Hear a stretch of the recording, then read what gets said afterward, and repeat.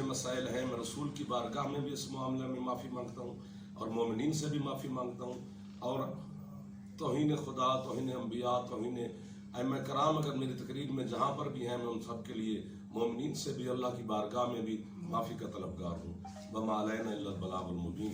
مشہودی محمد وآل محمد صلوات اللہم صلی علی محمد وآل محمد۔ مقدمے کے مدعی جناب چودھری نشان علی صاحب سے گزارش ہے کہ وہ اپنی معروضات جو ہے وہ اعوذ باللہ من الشیطان الرجیم، بسم اللہ الرحمن الرحیم۔ رب اشرح لی صدری ویسر لی امری واحلل عقدۃ من لسانی یفقہوا قولی۔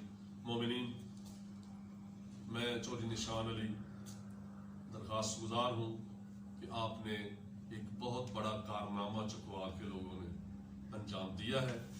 جعفر جتوئی صاحب سے میری کوئی واللہ باللہ دشمنی نہیں ہے، جو کچھ بھی کیا ہے محمد و آل محمد کی خوشنودی کے لیے کیا ہے۔ انہوں نے مجھے یہ جو بیان دیا ہے ہمیں بھی خوشی ہوئی ہے کہ آئندہ وہ ایسے نہیں کریں گے۔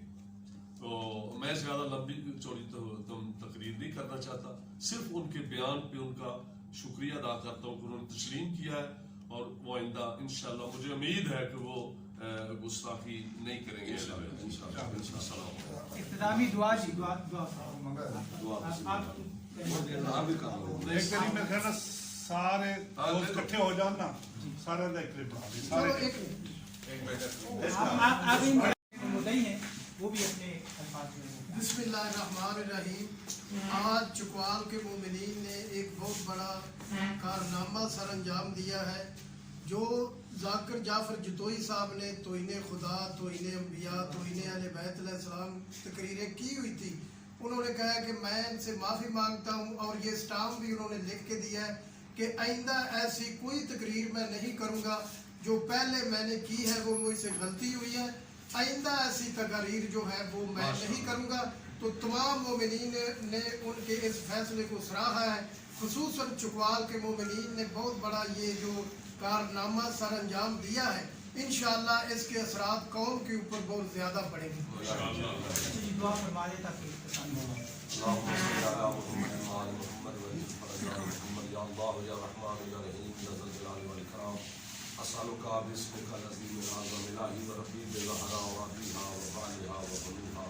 پروردگار محمد و اہل بیت محمد علیہ السلام کے صدقے میں اس سید جمیلہ چکوال کے مومنین نے سادات نے مل کر کیے ہماری اتفاق اور اتحاد کے لیے ان کی سید جمیلہ کو اپنی بارگاہ میں شرف خدمت۔ آئندہ ہمیں ہر شر شیطان، شر جن، شر انس اور دشمنان آل محمد علیہ السلام کے شر سے محفوظ فرما۔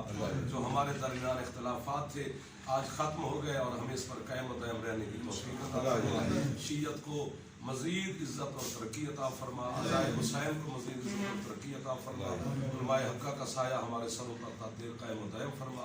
وارث زمانہ ہمارے مولا کے ظہور میں ہمارا اللہ تعجیل فرما۔ ربنا تقبل منا انک انت السمیع العلیم، بجائے محمد و اہل بیت الطیبین الطاہرین۔ نعرہ تکبیر، نعرہ رسالت۔